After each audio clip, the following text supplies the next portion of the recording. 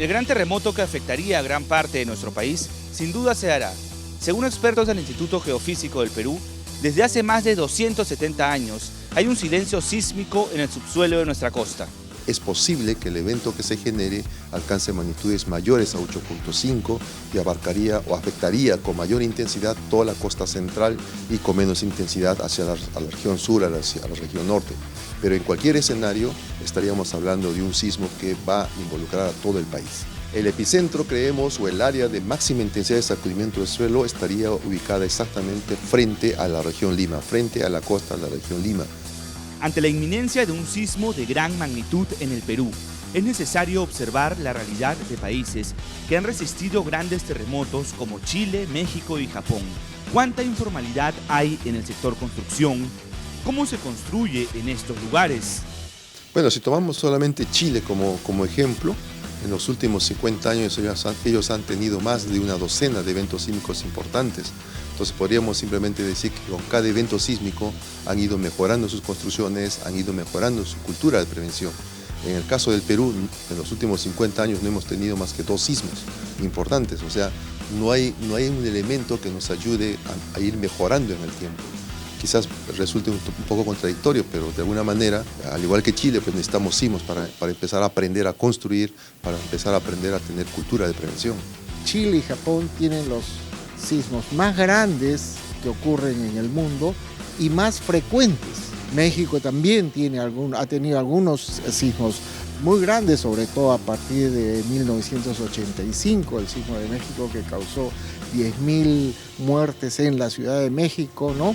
Nosotros tenemos algunos sismos grandes, pero no tan frecuentes como lo tiene Chile, como lo tiene Japón. La cultura de prevención en el sector construcción tiene que ver con el respeto a las normas, según los especialistas consultados en esta nota. Nuestro país cuenta con un reglamento nacional de edificaciones con normas sismorresistentes muy buenas. El problema es que muchos construyen sin tener en cuenta este importante documento.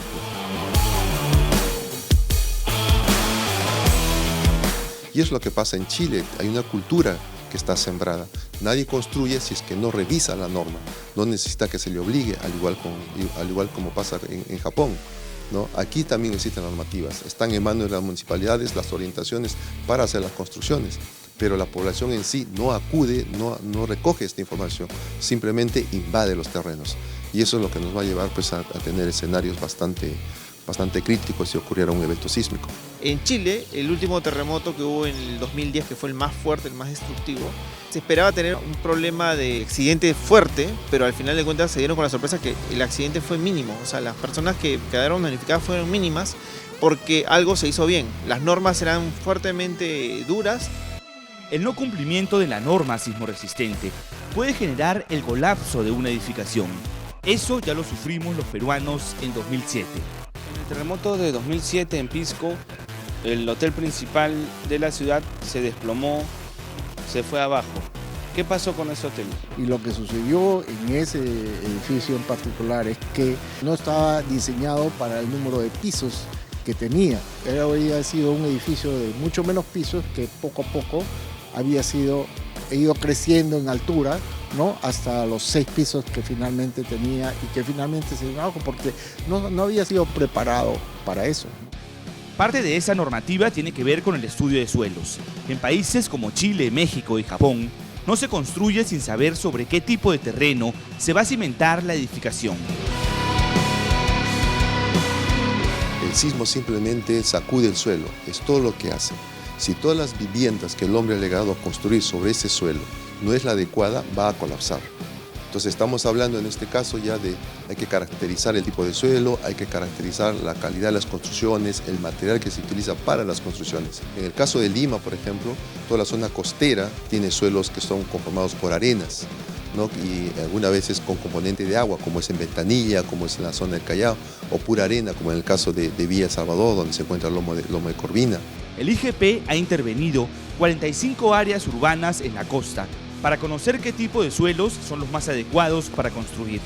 Sin embargo, en la construcción informal, estas medidas no se toman en cuenta.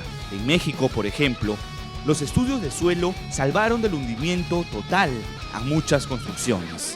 México, por ejemplo, está encima de un lago y hay muchas obras de arquitectura famosísimas en México, hechas en México, y que tenían este problema. Prácticamente en los 80s, 90s los edificios se hundían a 1 centímetro por año. Era terrible.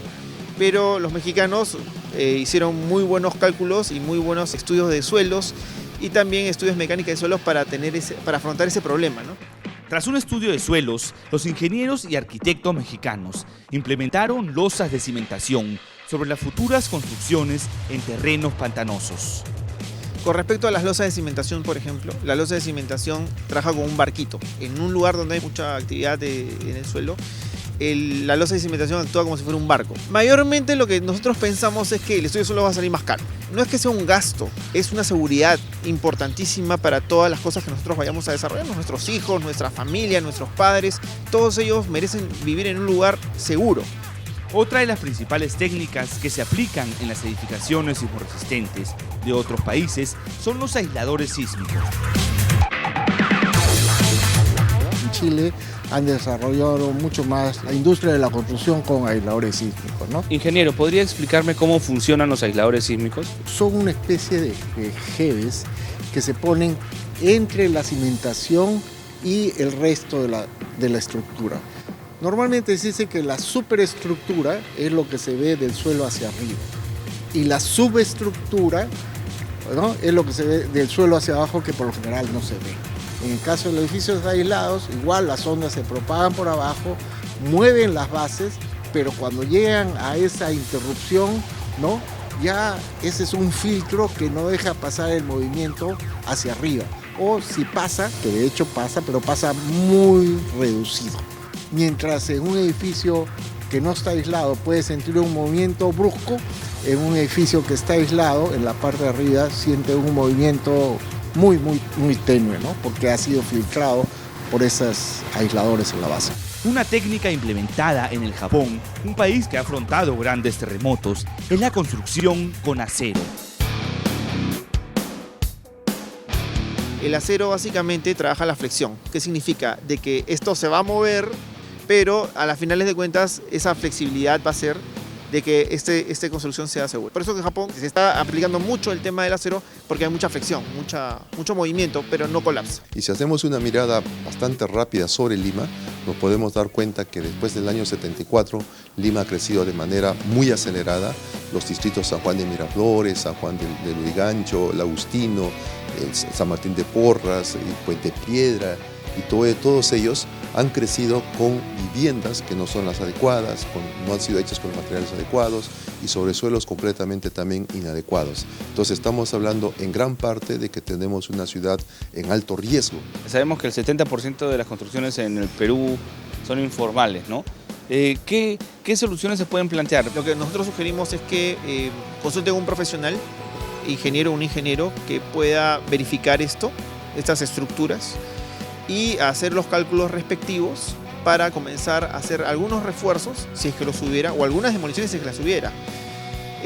No es un gasto, es una inversión por la seguridad de todas nuestras familias. Yo siempre he repetido que no nos preocupemos mucho cuándo va a ocurrir el sismo ni qué magnitud va a tener. El sismo va a ocurrir sí o sí.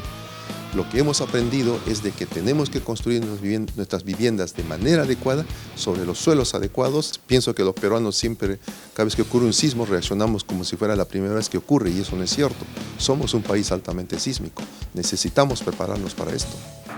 Construir bien supone respetar el Reglamento Nacional de Edificaciones, trabajar con profesionales expertos y entender que vale la pena levantar o reforzar una vivienda con características sismoresistentes. Nuestra vida depende de ello.